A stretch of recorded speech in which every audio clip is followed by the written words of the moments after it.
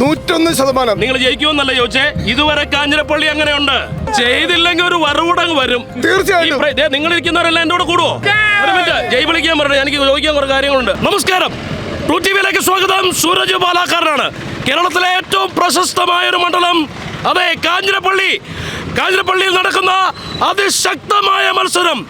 10 വർഷം കാഞ്ഞിരപ്പള്ളിയെ മുടിപ്പിച്ചില്ലാതാക്കിയ നേതാവ്, പ്രിയപ്പെട്ട, ഏറ്റവും ബഹുമാനിക്കുന്ന പ്രിയപ്പെട്ട ജയരാജ്, അഡ്വക്കേറ്റ് ജയരാജ്.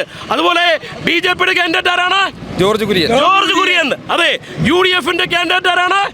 റോണി കെ ബേബി. UDFന്റെ റോണി കെ ബേബി. പ്രിയപ്പെട്ടവരെ, വീണ്ടും പറയാണ്, ജയിക്കുന്ന സ്ഥാനാർത്ഥികളുടെ അടുത്ത് മാത്രമേ ട്രൂ ടിവി പോയിട്ടുള്ളൂ, സൂരജ് പാലക്കാരൻ പോയിട്ടുള്ളൂ. അതെ, ജയിക്കുമെന്നുറപ്പുള്ള UDFന്റെ കാൻഡിഡേറ്റ്, പ്രിയപ്പെട്ട ബഹുമാന്യനായ പ്രിയ സുഹൃത്ത് റോണി. എന്തേ പഞ്ഞി കിട്ടോ ആരെങ്കിലും? ഒന്നുമല്ല. മേത്തലിങ്ങനെ ഇരിക്കുന്നത് അതൊക്കെ തെരഞ്ഞെടുപ്പ് ഈ പ്രവർത്തകരുടെ സ്നേഹം കൊണ്ട്. അല്ല, സാധാരണ ഈ തെരഞ്ഞെടുപ്പ് വരുമ്പോൾ നിങ്ങൾ ഇങ്ങനത്തെ ഗിമിക്കുകളൊക്കെ കാണിക്കാൻ മേത്ത് ചെളിവാരി തൂക്കും അങ്ങനെ സാധ്യതയാണ്. എന്ത് പറ്റിയാണ് അബേ? എന്നാ പറ്റിയെന്നാ? വീണുപോയി. നമസ്കാരം പ്രിയപ്പെട്ട റോണി, എങ്ങനെയുണ്ട് കാഞ്ഞിരപ്പള്ളി? 101%. നിങ്ങൾ ജയിക്കുമെന്നല്ല ചോദിച്ചേ. ഇതുവരെ കാഞ്ഞിരപ്പള്ളി അങ്ങനെയുണ്ട്. ഇതുവരെ കാഞ്ഞിരപ്പള്ളി നിലവിൽ വികസന മുരടിപ്പിന്റെ വഴിയിലൂടെ പോകുന്നത്. ഗോവിന്ദയായിരുന്നു. 10 വർഷമായി പ്രിയപ്പെട്ടവരെ, കാഞ്ഞിരപ്പള്ളിയുടെ അവസ്ഥ കാഞ്ഞിരപ്പള്ളിക്കാർക്ക് പ്രത്യേകം അറിയാം. പ്രിയപ്പെട്ടവരെ, അതെ, സ്നേഹത്തിന്റെ പേരിൽ, എളിമയുടെ പേരിൽ, പറ്റിപ്പിന്റെ പേരിൽ നിങ്ങൾ ഇതുവരെ വോട്ട് കൊടുത്തു. പക്ഷേ ഇത്തവണ UDF തീർച്ചയായിട്ടും അധികാരത്തിൽ വന്നിരിക്കും. നിങ്ങൾ ചിന്തിക്കേണ്ടത്, കാഞ്ഞിരപ്പള്ളിക്കാർ ചിന്തിക്കേണ്ടത്, കാഞ്ഞിരപ്പള്ളി മണ്ഡലത്തിലുള്ളവർ ചിന്തിക്കേണ്ടത്, അധികാരത്തിൽ വരുന്ന ഒരു പാർട്ടിയിലെ ഒരാളെയാണോ MLA ആക്കേണ്ടത്, അല്ലെങ്കിൽ വികസനം മുരടിപ്പിച്ചുകൊണ്ടിരിക്കുന്ന ഒരു പാർട്ടിയിലെ ഇനി ഒരിക്കലും ജയിക്കാൻ സാധ്യതയില്ലാത്ത ഒരു MLAക്കാണോ നിങ്ങൾ വോട്ട് കൊടുക്കേണ്ടതെന്ന് നിങ്ങൾ തീർച്ചയായിട്ടും ചിന്തിക്കണം. പറയൂ റോണി. അത് തന്നെയാണ് എനിക്ക് പറയാനുള്ളത്. UDFന്റെ സർക്കാർ അധികാരത്തിൽ വരുമ്പോൾ ആ സർക്കാരിനെ പിന്തുണയ്ക്കുന്ന ഒരു UDFന്റെ ജനപ്രതിനിധി കാഞ്ഞിരപ്പള്ളിയിൽ ഈ പ്രാവശ്യം ഉണ്ടാകും, ഒരു സംശയമില്ല. വീട് എവിടെയാണ്? ഞാൻ കാഞ്ഞിരപ്പള്ളിക്കാരനാണ്. ഞാൻ ജനിച്ചു വളർന്ന മണ്ണാണ്. 26 വർഷമായി രാഷ്ട്രീയ പ്രവർത്തനം നടത്തുന്നത് എൻ്റെ ഈ മണ്ണാണ്. ഇവിടെയുള്ള മുഴുവൻ പ്രവർത്തകരെയും എനിക്ക് ഹൃദയബന്ധമുണ്ട്, അതുപോലെ അടുപ്പമുണ്ട്. അവരാണ് എൻ്റെ ശക്തി, അവരാണ് ഈ തെരഞ്ഞെടുപ്പ് നയിക്കുന്നത്.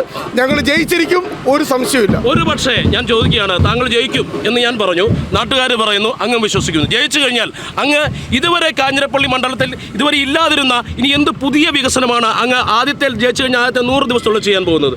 ഏറ്റവും അടിയന്തരമായി ശ്രദ്ധ കൊടുക്കാൻ പോകുന്നത് കാഞ്ഞിരപ്പള്ളിയുടെ ബൈപ്പാസ് ആണ്. 20 വർഷമായി കാഞ്ഞിരപ്പള്ളി ബൈപ്പാസ് ഇങ്ങനെ അനാഥമായി കിടക്കുകയാണ്.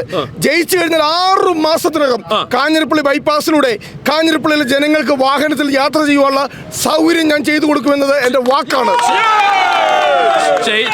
ചെയ്തില്ലെങ്കിൽ ഒരു വറവുടങ്ങ് വരും. തീർച്ചയായിട്ടും. നിങ്ങൾ ഇരിക്കുന്നവരെല്ലാം എന്റെ കൂടെ കൂടുവോ? ഈ പുള്ളി അത് ചെയ്തില്ല, നിങ്ങൾ എന്റെ കൂടെ കൂടുവോ? അത് പറ. ചെയ്യും. പിന്നെ അതുപോലെ തന്നെ ഈ മണിമല പഞ്ചായത്തിന് അതിർത്തിയിലുള്ള പൊന്തമ്പടിയില് 1000-ഓളം കുടുംബങ്ങൾ പട്ടയമില്ലാതെ കഷ്ടപ്പെടുക. അവർക്കും 6 മാസത്തിനകം ഞാൻ പട്ടയം മേടിച്ചു കൊടുത്തിരിക്കും. 6 മാസം നിങ്ങളെല്ലാം, ഞാൻ ഈ ജനത്തിന് മുമ്പേ ഒരു മിനിറ്റ്, ജയ് വിളിക്കാൻ പറഞ്ഞു. എനിക്ക് ചോദിക്കാൻ കുറെ കാര്യങ്ങളുണ്ട്. 6 മാസമുള്ള ഈ പട്ടയം മേടിച്ചു കൊടുക്കുന്ന പുള്ളി പറഞ്ഞിട്ടുണ്ട്. ജയിപ്പിച്ചാൽ ഇത് നടത്തിച്ചില്ലെങ്കിൽ നിങ്ങൾ എന്നോട് നിൽക്കുമോ? ഒന്നുകൂടിയുണ്ട്. ഇവിടുത്തെ ഏറ്റവും പ്രധാനപ്പെട്ട പ്രശ്നം എന്ന് പറയുന്നത് ഇവിടുത്തെ രൂക്ഷമായ കുടിവെള്ള ക്ഷാമമാണ്. ഇവിടുത്തെ 9 പഞ്ചായത്തിൽ കൂടി പോകുമ്പോഴും ജനങ്ങൾ പൊറുതിമുട്ടുകയാണ് കുടിവെള്ള ക്ഷാമത്താല്. മണിമലയാറിന് തീരത്താണ് ഈ കാഞ്ഞിരപ്പള്ളി നിയോജകമണ്ഡലം. എന്തുകൊണ്ട് ഇതുവരെ ഒരു നല്ല പദ്ധതി ഇവിടെ ഉണ്ടായില്ല? അതിന് ഇവിടുത്തെ ജനപ്രതിനിധി ഉത്തരം പറയണം.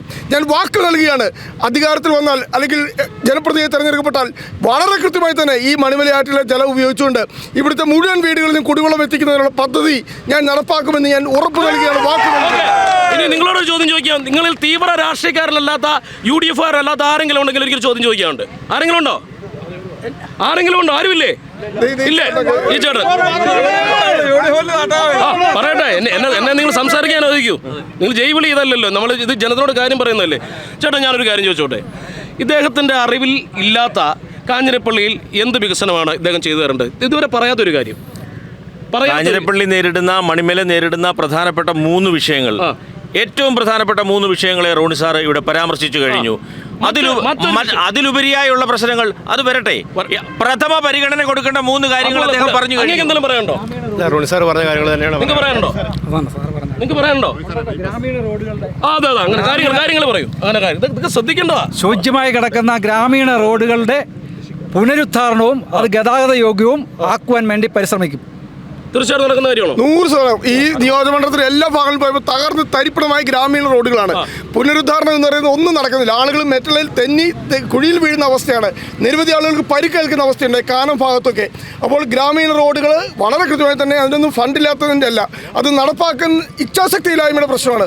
ഞാൻ MLA ആയിക്കഴിഞ്ഞാൽ, ജനപ്രതി ആയിക്കഴിഞ്ഞാൽ വളരെ കൃത്യമായി ഇവിടുത്തെ ഗ്രാമീണ റോഡുകളൊക്കെ ഇവിടെ കൃത്യമായി തന്നെ, കാരണം ഒരു ജനപ്രതിക്ക് വളരെ നിഷ്പ്രയാസം ചെയ്യാൻ കഴിയുന്ന കാര്യങ്ങളേ ഉള്ളൂ, അല്ലാതെ പുറത്തൊന്നും വലിയ സിമ്പിളായ കാര്യങ്ങൾ ഇത് ഒന്നും ചെയ്യുന്നില്ല. ഒന്നും ചെയ്യാത്തതാണ് ഇവിടെ ജനങ്ങൾ ഇത്രമാത്രം ബുദ്ധിമുട്ടുവാൻ സഹിക്കാൻ. അങ്ങ് ചെന്ന് നോക്കുക, കാനം ഭാഗത്ത് വലിയ ബോർഡുകൾ ജനങ്ങൾ തന്നെ സ്ഥാപിച്ചിരിക്കുകയാണ് ഈ MLA പിന്നെ ചോദ്യം ചെയ്തുകൊണ്ട്. ഇത് ജനങ്ങളുടെ സ്പോണ്ടേനിയസ് ആയിട്ടുള്ള ഒരു വികാരമാണ്, അല്ലാതെ ഞങ്ങൾ പുറകിൽ നിന്നുകൊണ്ടോ അല്ലെങ്കിൽ കോൺഗ്രസ് പാർട്ടിയോ UDF ഉയർത്തിവിടുന്ന ഒരു വികാരമല്ല.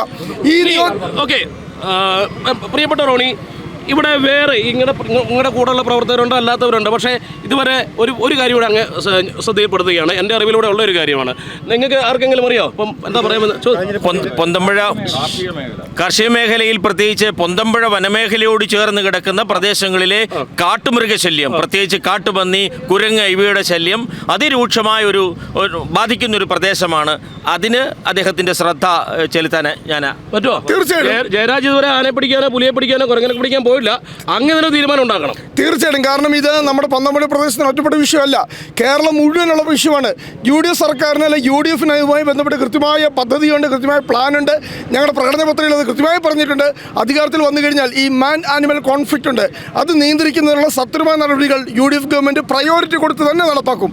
അതിന്റെ ഗുണം നമ്മുടെ പന്തമ്പുഴ പ്രദേശത്തും കിട്ടും. പ്രിയപ്പെട്ട കാഞ്ഞിരപ്പള്ളി മണ്ഡലത്തിലുള്ള പ്രിയപ്പെട്ട പ്രേക്ഷകരെ, വോട്ടർമാരെ, ഞാൻ വീണ്ടും പറയുകയാണ്, ഇതുവരെയുള്ള കാഞ്ഞിരപ്പള്ളി നിങ്ങൾക്കും അറിയാം, എനിക്കും അറിയാം. ഇവിടെ ഭരണമുണ്ടായിരുന്നു, നേട്ടങ്ങൾ ഇനിയും ഉണ്ടാക്കാമായിരുന്നു. പക്ഷേ ഞാൻ വീണ്ടും പറയുകയാണ്, ജയിക്കുന്ന ഒരു ഭാഗത്തിൻ്റെ കൂടെയുള്ള ഒരു MLA ആണോ നിങ്ങൾക്ക് ആവശ്യം? ഇല്ലെങ്കിൽ കഴിവുണ്ടായിട്ടും കഴിവില്ലായ്മ നടിച്ച് നിങ്ങളെ പൊട്ടന്മാരാക്കിയ ഒരു MLA ആണോ നിങ്ങൾക്ക് ഇനി ആവശ്യം? തീർച്ചയായിട്ടും തീരുമാനിക്കേണ്ടത് പ്രിയപ്പെട്ട പ്രബുദ്ധരായ കാഞ്ഞിരപ്പള്ളി മണ്ഡലത്തിലെ പ്രബുദ്ധരായ വോട്ടർമാരാണ്.